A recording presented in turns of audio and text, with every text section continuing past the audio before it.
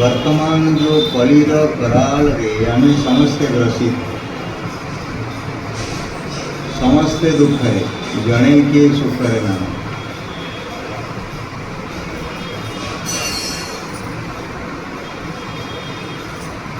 तेणुकरी संसारामय भेषजं सुखकरं श्री जानकी जीवनं धन्यास्ते कृतिनः पिबन्ति सततं श्रीराम नामामृतम्। ये भगवान का नाम होचे अमृत। ये खाली नाम बोली भाविबे गोटे होचे मृत आ गोटे होचे अमृत। मृत होचे संसार जहाँ ग्रहण करिवे से मृत, जहाँ पाई ग्रहण करा होची से भी मृत, शरीर से मृत।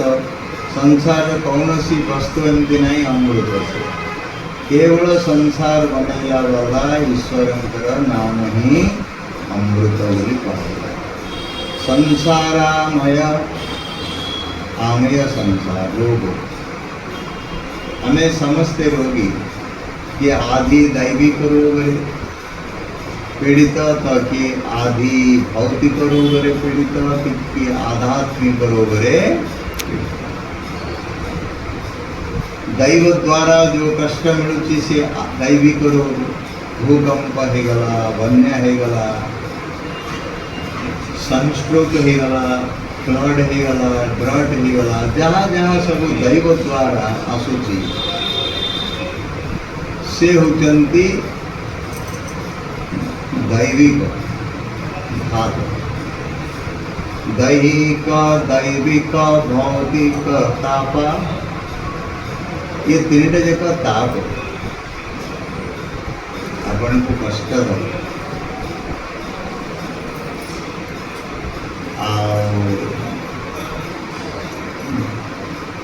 आदि दैहिक दुख दुख ये ज्वर आदि कष्ट जो महामारी आसला ये कोरोना विश्व महामारी जो आसला एथिरु रक्षा पाइबा बड़ कष्ट। तेणु ये दैहिक कष्ट ये दैविक कष्ट और आध्यात्मिक कष्ट आध्यात्मिक रोग माने दुईटा गोटे मानसिक रोग गोटे शारीरिक रोग। देह द्वारा तो जहाँ है कष्ट पाइले ज्वर आदि आ मानसिक यदि कटु वचन किसी किए कहला गाली देला मंद देला किसी आपणकर क्षतिग्रस्त है जो मानसिक चिंताग्रस्त है से जो दुख ताठू बड़ दुख किसी भौतिक भूत द्वारा सर्प बिच्छादि जो दंशन कला ये दुख ये समस्त दुख को निवारण करने अमृत होचंती ईश्वर नाम। सदिपाई भागवतरे कहला सच्चिदानंद रूपाय विश्वोत्पत्त्यादि हेतवे तापत्रय विनाशाय श्री कृष्णाय वयं नमः। सदिपाई हे प्रभु आपन को श्री जी को सहित लक्ष्मी का सहित तो राधा रानी का सहित आपन को वंदना करूँ। गोस्वामी पहले संसारामय आमे माने रोगो संसारामय भेषजम यार भेषज माने औषध संसारामय भेषजम सुखकरम ये पहले श्री जानकी जीवनम जानकी जीवन एक दिन राधा प्राण वल्लभ प्राप्त प्रय नष्ट कले रामायण गोस्वामी कहले जानकी वल्लभ से तापत्रय विनाशाय करले श्री जानकी जीवनम धन्यास्ते अहधन्य जहाँ पीवंती सततम ये सबूरे पान करे सदा सर्वदा पान करे हो। श्री राम नाम अमृत थरे अधे नहीं निरंतर बोली कहले ଆଉ ପାନ କରିବାରେ ରୁଚି ଆସିଯିବା ବି ଦରକାର କହିଲେ। ଯେମିତି ଶୋଷ ହେଲେ ପାଣି ବହୁତ ଭଲ ଲାଗୁଛି ଆଉ ପିଇଲା ପରେ ତୃପ୍ତି ବି ଅନୁଭବ ହେଉଛି, ସେଭଳି ନାମରେ ତମର ତୃପ୍ତି ସ୍ୱାଦର ତୃପ୍ତି ଆସୁଛି ତ ତେବେ ନାମ ହେଲା ବୋଲି ଜାଣ, ଅମୃତ ପାନ କରୁଛ ବୋଲି ଜାଣ। ସେଥିପାଇଁ ନିଗମ କଳ୍ପ ତରୋର୍ଭରିତମ୍ ଫଳମ୍ ସୁଖ ମୁଖାଦମୃତ ଦ୍ରବ ସଂଯୁତମ୍ ପିବତ, ପିଓ ବୋଲି କହିଲେ। ये रसर घर भगवान नाम भगवान कथा ताको पिओ, खाली शुणी दिया कर्ण गहरे कौटा केतल पिया जाए। ये औषध ना, अमृत संजीवनी। ये आपण को जरा भी किसी है रोग बीमार है तो केते गुड़े औषध अच्छी आपण पीकरी भल होती, सिरप इत्यादि केते रोग अच्छी आपण सिरप ना कैप्सूल बटिका खाई भल होती। केते औषध अच्छी इंजेक्ट कर इंजेक्शन द्वारा नवाक पड़ुची, सिरप पीले कैप्सूल खाइले इंजेक्शन देले। केते औषध भी एमती मिल जोड़ाक मसाज हो, मालिश, बाम इत्यादि। केते औषध अच्छी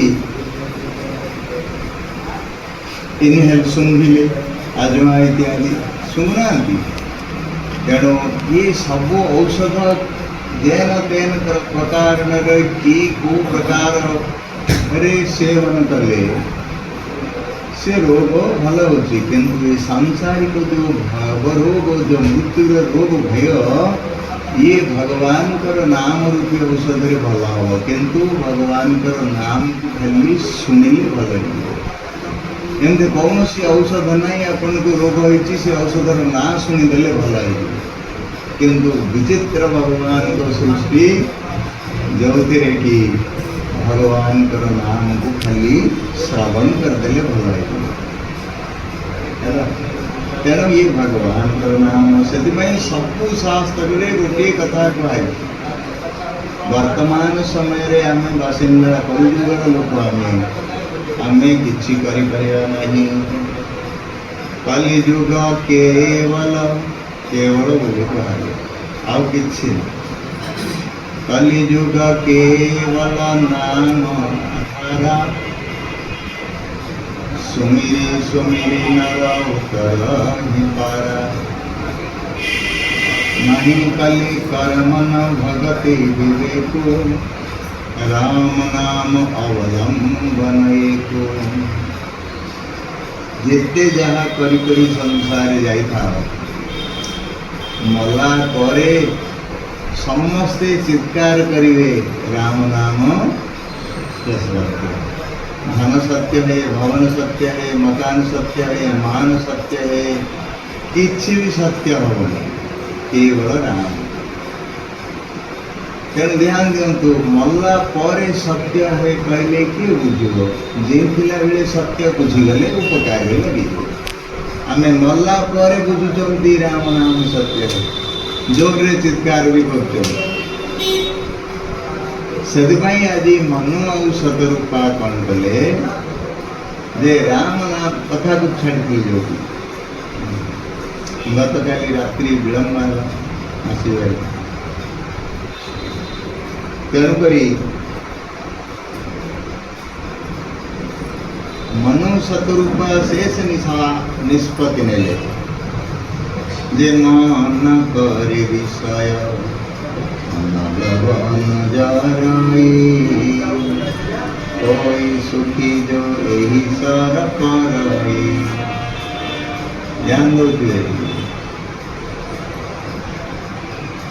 गोटे पहाड़ रे निया लगी जाए, से निया लगी जीवा समय ता पाद देश पुण्य दया गंगा प्रवाहित होता चीर स्रोता से। तो हाथी गोटे गाधोची से हस्ती स्नान करती जल क्रीड़ा करती पाद देश पहाड़ रे लेलिहान बनी सीता एकदम आकाश तुंग हुतु हुतु होकर जलुची। ଅଥଚ ପ୍ରଚଣ୍ଡ ଅଗ୍ନିର ତେଜ। ବିଚାର କରି କୁହନ୍ତୁ, ଏ ଯେଉଁ ପାହାଡ଼ରେ ଲାଗିଥିବାର ତାପ ଏ ଯେଉଁ ସୁଶୀତଳ ଜଳରେ ଗାଧୋଉଥିବା ହାତୀକୁ ଲାଗିବ? ଲାଗିବ କି? ଲାଗିବ।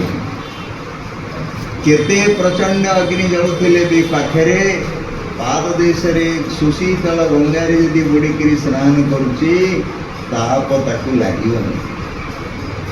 ନା ଲାଗିବ? ନା। ଆଚ୍ଛା, ତାପ ତ ଲାଗିବନି ହାତୀକୁ। ହାତୀ ଆଉ ଉଠିକିରି ଯିବାକୁ ଇଚ୍ଛା କରିବ କି? ନା। ନା ଇଏ ତାପ ଆଡ଼େ ଯିବ ନା ତାପ ଆଡ଼େ ଆସିବ। ବଡ଼ ସୁନ୍ଦର ଭାବରେ ସ୍ନାନ କରୁ। ସେଇଭଳି ଏ ସଂସାର ହେଉଛି ଗୋଟେ ଦାବାନଳ ପ୍ରଚଣ୍ଡ ଅଗ୍ନିରେ ଜଳୁଛନ୍ତି ସମସ୍ତେ। ତେଣୁ ଇଏ ଯେଉଁ ଅଗ୍ନିରେ ଆମେ ଜଳୁଛନ୍ତି ଇଏ ମାନସ ହେଉଛି ସରୋବର। ଏଥିରେ ତୁମେ ସ୍ନାନ କର ବୋଲି କହିବେ। ମନ କରି, ମନକୁ କରି ବୋଲି ଧରାଗଲା ଶାସ୍ତ୍ରରେ। କରି ମାନେ ହସ୍ତି, ମନ ହସ୍ତି। ଆଉ ଅନଲ ବନ ଜରାଇ, ଆଉ ବିଷୟ ହେଉଛି ସଂସାର ହେଉଛି ଅରଣ୍ୟ, ଅଞ୍ଚରଣ୍ୟ, ଡେନ୍ସ ଫରେଷ୍ଟ, ଅଭୟାରଣ୍ୟ, ଖାଲି ସାଧାରଣ ଅରଣ୍ୟ ନୁହେଁ। ଆଉ ଏ ସଂସାର ରୂପେ ଅରଣ୍ୟରେ ଆଉ ବିଷୟର ମାନେ ହିଂସା, ଦ୍ୱେଷ, କପଟ, ପରଶିକାରତା, ଅନୁସୂୟା, ଏ ଯେତେ ସବୁ ଅଗ୍ନି ଏଥିରେ ଜଳୁଛି। ତେଣୁ ହେ ମନୁଷ୍ୟ ରୂପୀ ହାତୀ, ତୁ ଆଉ ଏ ଅନଳରେ ଜଳନା, ନଷ୍ଟ କରନା ନିଜ ଜୀବନକୁ। ମୁଁ ସୁନ୍ଦର ମାନସ ସରୋବର ତିଆରି କରିଛି, ଆସିକି ସ୍ନାନ କରେ। ତେଣୁକରି ତୁ ଆସିକିରି ଏଠି ସ୍ନାନ କରେ, ଦେଖେ ଶାନ୍ତି ପାଉଛୁ କି ନାହିଁ। ତେଣୁ ଆଜି ମନ ଚିନ୍ତା କଲେ ମୋ ପାଖରେ ସବୁ ଗୁଡ଼ାକ ଅଛି, ବିଷୟ ବାସନା ସବୁ ଅଛି, ବଟ୍ କିଛି ମୁଁ ଉପାସନା ଏବେ ପର୍ଯ୍ୟନ୍ତ କରିପାରିଲିନି। ଆମେ ସମସ୍ତେ କ'ଣ କରୁଛନ୍ତି? ବାସନାକୁ ଭୋଗିବାରେ ସମୟ ଗୋଟିଏ ଦେଲେ, ବଟ୍ ଉପାସନା ଆଡ଼କୁ କାହିଁ ଆସୁଛନ୍ତି କୋଉଠି? ସେଥିପାଇଁ ଗଲେ କଠୋର ତପ ଆଚରଣ କଲେ। ତାପରେ କ'ଣ ପ୍ରଥମ ତ୍ୟାଗ କଲେ? ଆହାରକୁ କହିଦେଇଥିଲି। ତେଣୁକରି ପ୍ରଥମ ସଂଯମ ନିୟମ ହେଉଛି ଆହାରକୁ ତ୍ୟାଗ କର। ଆହାରକୁ ତ୍ୟାଗ କର ମାନେ ଯେଉଁ ଆହାରରେ ମନ ବିଚଳିତ ହେଉଛି ସେ ଆହାରକୁ ଛାଡ଼। ତେଣୁ କଲେ ତପସ୍ୟାରେ ଯେତେବେଳେ ଭଗବାନ ପ୍ରଗଟ ହେଲେ, ଆଉ ମୁଁ ତୁମର ପୁତ୍ର ହେବି ବୋଲି ମଧ୍ୟ କହିଥିଲେ। କାରଣ ମନ ସଂସାରକୁ ଶିଖାଇ ଦେଲେ, ଭାଇ ଦେଖ ପୁଅ, ଝିଅ, ନାତି, ନାତୁଣୀ ମାନେ ପାରିବାରିକ ସାଂସାରିକ ସାମଗ୍ରିକ ସୁଖ ଯଦି ତୁମ ପାଖରେ ଅଛି, ଯଦି ତୁମେ ନିଜକୁ ବଡ଼ ସୁଖୀ ବୋଲି ଅନୁଭବ କରୁଥିବ ତାହା ଭୁଲିଯାଅ। ସେ ତୁମକୁ ସୁଖ ଦେଇପାରିବ ନାହିଁ। ଯେମିତି ଜନକ ମହର୍ଷି ଗୋଟେ ସ୍ୱପ୍ନ ଦେଖୁଥିଲେ। ଉଦାହରଣ କ'ଣ ନା ସେ ଭିକାରୀ ହେଇଯାଇଛନ୍ତି। ସ୍ୱପ୍ନରେ ତାଟିଆ ଧରିକିରି, ଭିକ୍ଷା ପାତ୍ର ଧରିକିରି ଭିକ୍ଷା କରୁଛନ୍ତି। ଗଣ୍ଡେ ଆହାର କେତେ ମିଳିଗଲେ ମୋର ସୁରକ୍ଷା ରହିଯିବ, ଜୀବନ ସଂସାର ହେଇଯିବ, ନହେଲେ ପ୍ରାଣ ବିସର୍ଜନ ହେଇଯିବ। ଏତେ କ୍ଷୁଧା। ବୁଲି ବୁଲି ଯାଉଛନ୍ତି, କେଉଁଠି ଭିକ୍ଷା ଦେଉନାହାନ୍ତି କେହି। ପ୍ରଚଣ୍ଡ ରୌଦ୍ର, ବେଳକୁ ବେଳ ପ୍ରଚଣ୍ଡ ଖରା ହେଲା, ରୌଦ୍ର ତାପ ଆହୁରି ଅସହ୍ୟ ହେଲା, କ୍ଷୁଧାର ଜ୍ୱାଳା ଆହୁରି ବଢ଼ିଗଲା। କ'ଣ କରିବେ? ବାହାରିକିରି ଆସିଲେ। ଆସିଲା ବେଳକୁ ଦେଖିଲେ ଗୋଟେ ଜାଗାରେ ଧାଡ଼ିରେ ଠିଆ ହେଇଛନ୍ତି, ମାନେ ଗୋଟେ ଲାଇନ୍ ଲାଗିଛି। କ'ଣ? ଜଣେ ଅନ୍ନଦାତା ଅନ୍ନ ଦେଉଛି, ଯେମିତି ବଣ୍ଟା ହେଉଛି ଏଠି ଅନ୍ନ ଦିଆହେଉଛି। ଖୁସି ହେଇଗଲେ, ଯାହା ହଉ ପ୍ରାଣ ବଞ୍ଚିଗଲା। କିନ୍ତୁ ଅନେଇଲା ବେଳକୁ ଧାଡ଼ିରେ 150 ଲୋକ ପରେ ମୋର ଆସିବ। ଆହୁରି କ୍ଷୁଧା, ଯାହା ହେଲେ ବି ମିଳିବ। ମନରେ ବିଚାରକୁ ରଖିଦେଇକିରି ଠିଆ ହେଲେ। ଯାଉ ଯାଉ ଯାଉ ଯାଉ ୟାଙ୍କର ନମ୍ବର ଆସିଲା। ୟାଙ୍କର ନମ୍ବର ଯେତେବେଳେ ଆସିଛି ସେ ସରିଗଲା। ଆଉ ନାହିଁ। ଆଉ ନାହିଁ ହେଲେ ମହାରାଜ ମୋତେ କିଛି ଗଣ୍ଡାଏ ମୁଠାଏ ବି ଅନ୍ନ ଦେଲେ ପ୍ରାଣ ବଞ୍ଚିଯିବ। ନାହିଁ ମହାରାଜ କ'ଣ କରାଯିବ, ସରିଗଲା, ଯାହା ବି କରନ୍ତୁ ନହେଲେ ପ୍ରାଣ ପଡ଼ିବ। ବହୁତ ବ୍ୟାକୁଳ ହେବାରୁ ସବୁ ଅଣ୍ଡାକୁ ପୁରାପୁରି କରି ଅତେ ଖଣ୍ଡେ ବାହାରିଲା ପକାଇଦେଲେ ଗିନା। ତ ଆଉ ତାଟିଆରେ ଯେତେବେଳେ ପକାଇଲେ ଗୋଟେ ଚିଲ ଉଠୁଥିଲା ଆସିକି ଧାଟ କିନି ଛାଙ୍କିକିରି ନେଇଗଲା, ନିଦ ଭାଙ୍ଗିଗଲା। ଏଇଟା ସ୍ୱପ୍ନ କଥାଟା ମୁଁ କହୁଥିଲି, ସତ୍ୟ ବୋଲି ଭାବିଲେନି। ତ ନିଦ ଭାଙ୍ଗିଗଲା ପରେ ଦେଖୁଛନ୍ତି ସ୍ୱର୍ଣ୍ଣ ପଲଙ୍କରେ ଶୋଇଛନ୍ତି। ଦାସ ଦାସୀ ସବୁ ଆଲଟ ଚାମର କରୁଛନ୍ତି, ପତ୍ନୀ ଶୁଣେନା ବସି ପାଦମଞ୍ଚାଳନ କରୁଛନ୍ତି। ବଡ଼ ଆଶ୍ଚର୍ଯ୍ୟ ଲାଗିଲା ତାଙ୍କୁ। ଗୁରୁଦେବଙ୍କୁ ଡାକିଲେ, କହିଲେ ଗୁରୁଦେବ, ଯାହା ସ୍ୱପ୍ନରେ ଦେଖୁଥିଲି ତାହା ସତ୍ୟ ନା ଯାହା ଏବେ ଦେଖୁଛି ନିଦ ଭାଙ୍ଗିଲା ପରେ ଏଇଟା ସତ୍ୟ? ଗୁରୁ ହସିଦେଲେ, କହିଲେ ଜନକ, ଯାହା ସ୍ୱପ୍ନ ଦେଖୁଥିଲ ତାହା ବି ମିଥ୍ୟା, ଆଉ ଯାହା ଏବେ ବି ଦେଖୁଛ ତାହା ବି ମିଥ୍ୟା। ଜୟ ଶ୍ରୀ ଇଏ ବି ସ୍ୱପ୍ନ, ଯାହା ଆପଣ ଦେଖୁଛନ୍ତି ଏବେ ପୁତ୍ର ପୁତ୍ରୀ ନାନା ସମ୍ପତ୍ତି ସବୁ, ଏ ବି ସ୍ୱପ୍ନ। ଏ ସ୍ୱପ୍ନ ବି ଭାଙ୍ଗିଯିବ କିଛି ସମୟ ପରେ। ଭାଙ୍ଗି ଯାଇଛି ସମସ୍ତଙ୍କର, ଆମର କାହାର ରହିବ ଯେ? ତେଣୁକରି ଶିକ୍ଷା ଦେଲେ ଯେ ନାଇଁ ସବୁ ପ୍ରକାର ଥିଲେ ବି ମଧ୍ୟ ଏଇ ଭଗବାନଙ୍କର ସମ୍ପତ୍ତି ବୋଲି, ମାନେ ଭଗବାନଙ୍କର କୃପାକୁ ଉପଲବ୍ଧି କରି ତାଙ୍କଠି ହିଁ ମନ ଦିଅ। ଏଗୁଡ଼ା ଥାଉ, ଅସୁବିଧା ନାହିଁ, ବ୍ୟବହାର ପାଇଁ ଦିଆହେଇଛି। ମନୁଷ୍ୟ ଆଜି ଦୁଃଖ କାହିଁକି ପାଉଛି?